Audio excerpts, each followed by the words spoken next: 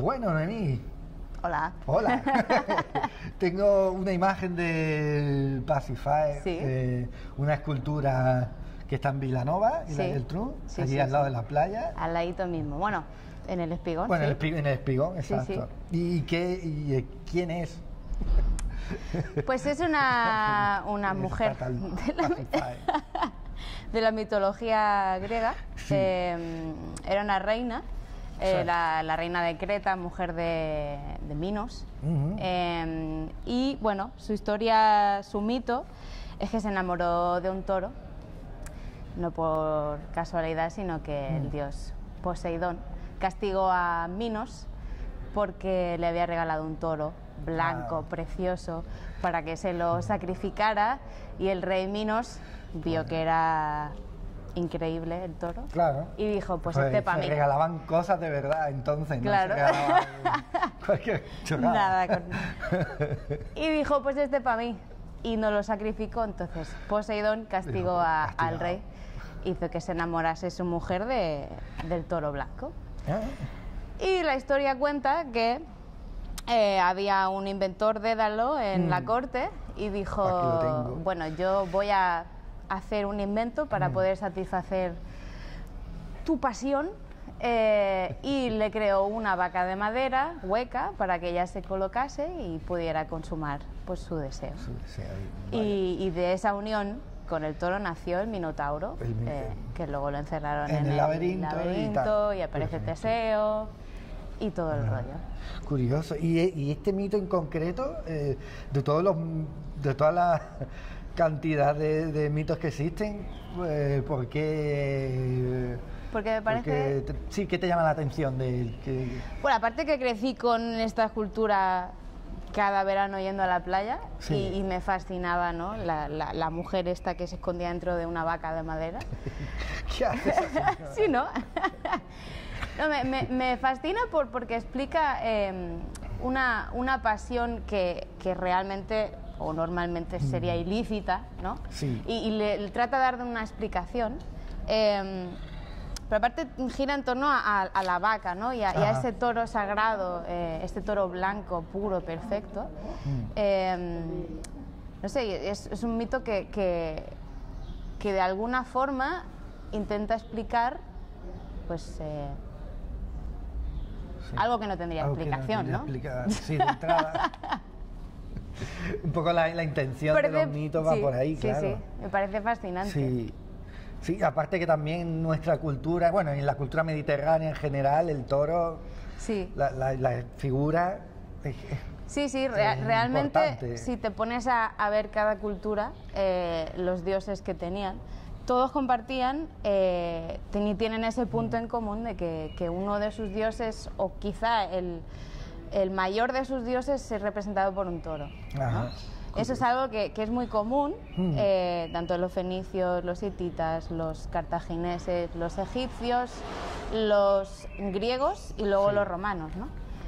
Todos. Romano al final. Y todos ellos llevaban todo. dejaron ese legado en... Todos ellos dejaron ese legado en España, en Hispania. En todas las culturas del Mediterráneo, Sí. en el Neolítico ya se empieza a ver un culto a los animales, ¿no? Ajá. Y viene de una observación a los animales, a la naturaleza en sí. Vale. El historiador Heródoto, en el siglo V a.C., hizo una observación sobre la cultura egipcia, y está de hecho en sus tomos de historia, Sí. ¿no? En el tomo 2 creo que es. Y habla y dice que lo compara con el resto de culturas del Mediterráneo. Dice que a diferencia del resto de culturas que viven separados de los animales, los egipcios convivían con ellos como una Ajá. simbiosis, ¿no? Y tenían muy arraigada la idea de que los seres humanos somos los encargados de alimentar y cuidar de los animales. Y viene de esta cultura de la observación de la naturaleza, ¿no? De la convivencia, Claro. y eso deriva en el culto a esos dioses. Ajá. Luego todo eso O sea, viene primero el cuidar de los animales y luego el Sí, establecer una divinidad. La observación y esto, de los animales. Pero normalmente pensamos que viene antes, es decir, como tú, igual que en la India con la vaca, ¿no? Sí. Como viene de la religión, pasas al cuidado, pero en este caso es al revés, al contrario. ¿no? Al observar la naturaleza te das cuenta, a todo aquel que le guste observar los animales y la naturaleza, te das cuenta de que hay algo de divino detrás de eso, ¿no? Algo tan bello y tan perfecto no puede ser casual. Entonces, no es de extrañar que la gente en aquella época ya, al observar la naturaleza, se diera cuenta de que esos animales tenían capacidades que nosotros no tenemos, ¿no? Por ejemplo, el de volar, ¿no? O ver cosas en la oscuridad que no somos capaces de ver nosotros, ¿no? Entonces eso fue cargándose de algo mágico y al final pues en los gremios pues se acababan encomendando a un animal que tuviera la capacidad que ellos no tenían para subsistir o para sobrevivir, ¿no? Por ejemplo, en la mitología griega, el dios principal Zeus es el águila, ¿no? Y nos habla de un animal potente, poderoso, que vigila, ¿no? Que está en los cielos, que mira todo desde lo alto y que ataca, ¿no? Y que también devora. Y eso se relaciona un poco con el dios, el carácter del dios, ¿no? Claro. ¿Y por qué el toro? El toro es un símbolo de la fertilidad, de la potencia, de la virilidad sexual realmente. También, claro. Sí. Entonces, sí, los romanos eso sí que lo llevaron. Pues sí, lo llevaron al extremo. Al extremo, lo llevaron al extremo. Y es curioso que en todas las culturas el dios de la fertilidad se relacione un poco con el toro, ¿no? Porque era el animal que usaban para trabajar los campos. Pero en Egipto, por ejemplo, había un rebaño sagrado que guardaban dentro de un templo y les alimentaban con todo lo mejor, la mejor avena. Entonces llegaba al otoño y en todas las mitologías de todo el Mediterráneo se decía que el otoño en el otoño la fertilidad moría y entonces tenían que regar la tierra con sangre para que volviera a ser fértil en primavera. Entonces se sacrificaban esos toros y entonces se creía que en primavera ese dios volvía a renacer en otros toros nuevos y por lo tanto los volvían a llevar al templo, etcétera, etcétera. Pero eso se da en todas las culturas. En la griega, por ejemplo, se explica con el mito de Perséfone y Deméter, que en este caso no muere, pero sí que llora, la diosa Deméter llora porque el dios Hades, dios del reino de los muertos, le ha robado a su hija y se la ha llevado al inframundo, ¿no? Y por eso explican el invierno, esa falta de... ¿Por qué piensas? Es que es interesante todo el hecho de contarnos historias y de recurrir a la mitología. ¿Por qué? O sea, ¿qué función crees que puede tener el hecho de...? En sí el ser humano somos de una forma que aprendemos a través de historias. Sí. Ya desde el paleolítico o del neolítico ya se ve esa transmisión de información a través de historias, ¿no? Y es porque científicamente está demostrado que cuando tú escuchas una historia se te guarda en las partes más profundas del córtex y entonces eres capaz de recordar lo que has escuchado durante mucho más tiempo. Y es que estamos hechos de una forma para recordar y para aprender a través de historias, ¿no? Y es como entendemos el mundo realmente. Si no, mira la televisión, mira todas las cosas que creamos con el arte, ¿no? Tiene que ver con historias, con contar historias. Sí. Hasta los programas de cotilleo en la televisión tiene que ver con escuchar historias, ¿no? Hay historias y historias. Pero... Sí, hay historias de más gusto y otras de menos, pero es cierto. Pero al fin y al cabo son historias. Claro, ¿no? sí.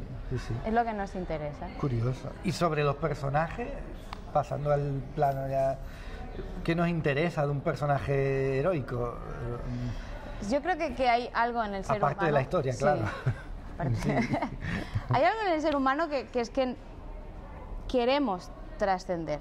No nos conformamos. Yo creo que eso está en todo el ser humano, de la creencia que sea o crea en algo o no crea en algo, es esa lucha de no conformarse con la muerte, ¿no? De decir, no, esto no acaba aquí, no nos morimos y ya está. Tiene que haber algo más. Es esa necesidad de trascender, ¿no? Que nos lleva a admirar a personas que en un principio, y esto es algo común en todas las historias en las que aparecen héroes, ¿no? Eran personas normales hasta que pasaron por una situación que les hizo sacar fuerza de dentro, esa fuerza interior, y superarse a sí mismos y superar a sus compañeros, ¿no? Aquellos que estaban alrededor, y perseverar hasta el final. Hay una frase del Señor de los Anillos que dice... la tienes y todo ahí. Sí, la tengo aquí, he traído el libro. Lo tenías de forma natural, sí, ni te lo has preparado. Es todo muy... aquí. Es Samsagat Gamgee hablando con Frodo y le dice, están hablando sobre historias, ¿no? Y sobre cuál sería su historia en ese momento. Vale. Y entonces pues le dice, ¿sabe usted, Frodo? Las historias que recordamos son aquellas en las que los protagonistas se encontraban de pronto en medio de una aventura y que casi siempre ya tenían los caminos trazados, como dice usted. Supongo que también ellos, como nosotros, tuvieron muchas veces la posibilidad de volverse atrás, solo que no la aprovecharon. Quizá, pues si la aprovecharan, tampoco lo sabríamos porque nadie se acordaría de ellos, porque solo se habla de los que continúan hasta el fin, y no siempre terminan bien, observe usted. Al menos no de ese modo que la gente de la historia y no la gente de fuera llama terminar bien. Es esta gente, ¿no? Es el hecho de acabar algo, de continuar, de perseverar hasta el fin. Da igual el final, a veces acaba bien, a veces acaba mal. Nos gustan los finales en los que todo acaba bien, pero... Los que acaban con un cochinillo encima de la mesa. Y comieron perdices, ¿no? Sí. Pero eso es el hecho de admirar a esas personas que son capaces de trascender, de ir más allá, ¿no? Y eso de alguna forma nos apunta al cielo, a lo eterno, ¿no? Esas son las historias que recordamos, como dice Samsagat Gamgee. Curioso. Y la historia, en verdad, la escriben los vencedores. Eso estaba demostrado. Estupendo. Eso no es, ¿no? Oye, pues muchas gracias, la verdad, por traernos este recorrido así tan rápido, como partiendo de la mitología somos capaces de reconstruir nuestras propias historias, ¿no? Bueno, yo creo que es un buen broche, ¿no? Esa idea de cerrarla como cierre, ¿no? Esa idea de aprovechar la historia y seguir contando la tuya propia, partiendo de... Son muy de hobby también, ¿no? Lo de ir continuando los libros de los... Sí, realmente, y Tolkien atrás, hace también esta reflexión, ¿no? De que existe una historia mucho más grande, en la que el héroe entra y hace su parte y ya está. Pero la historia continúa. Y la historia continúa, tú eres parte de esa historia. Yo creo que eso es algo muy importante y muy bueno que podemos aprender, ¿no? Sí. La historia es la que es, nosotros no podemos... dominarla ni crearla, podemos hacer nuestra parte, ¿no? Y tenemos que encontrar cómo podemos hacer nuestra parte en medio de todo eso. Genial. Bueno, perfecto, lo has explicado mucho mejor que yo. Gracias. Y bueno, al espectador, como siempre le decimos, le toca la parte más difícil, también la más estimulante, que es continuar la historia y, por supuesto, pensarte.